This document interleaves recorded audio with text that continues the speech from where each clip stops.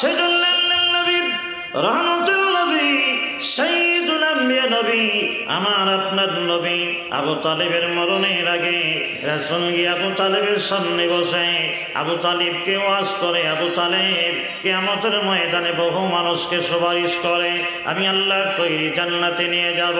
এটা এই দুনিয়াতে বড় আদর করেছেন, মহব্বত করেছেন, ভালোবাসেন, আপনার ভালোবাসার সঙ্গে কোনো তুলনা হয় না।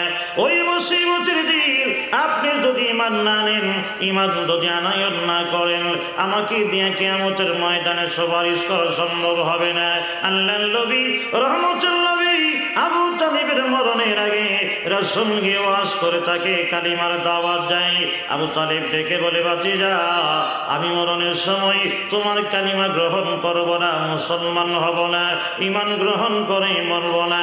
আমি যদি এই দুনিয়ায় এতিম ভাতিজার হাতে কালিমা গ্রহণ করে দুনিয়া থেকে বিদায় হয়, তখন মানুষেরা বলবে এতিম ভাতিজার হাতে মরণের সময় কালিমা গ্রহণ করে মাথা নত করে মরে গিয়েছে।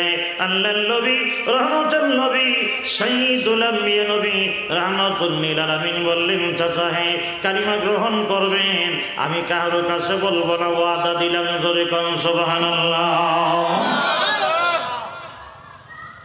রাসূল বলছে, চাচা আপনি যদি কালিমা গ্রহণ করেন তাহলে আমি ওয়াদা দিলাম আমি কাউকে বলবো না, জানাইতাম না।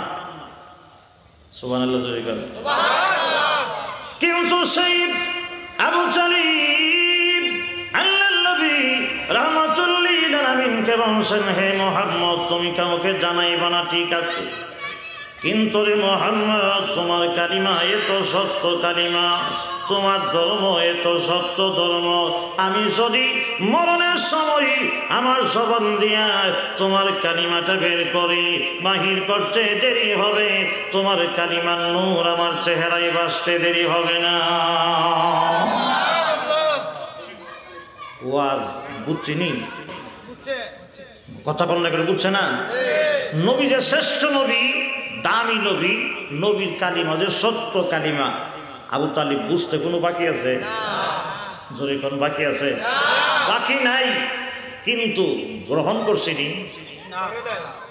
জোরে কোন গ্রহণ করছে? এজন্য বলি এই দুনিয়ায় সমস্ত আলেমগুলি, সকল আলেমদের দায়িত্ব হইল শুধু ওয়াজ করে দেওয়া, ওয়াজ শোনায় দেওয়া, কিন্তু হেদায়েত দেওয়ার মালিক কিন্তু আলেমরা না, হেদায়েত দেওয়ার মালিক হইল মহান আল্লাহ। জোরে কোন ঠিক কিনা?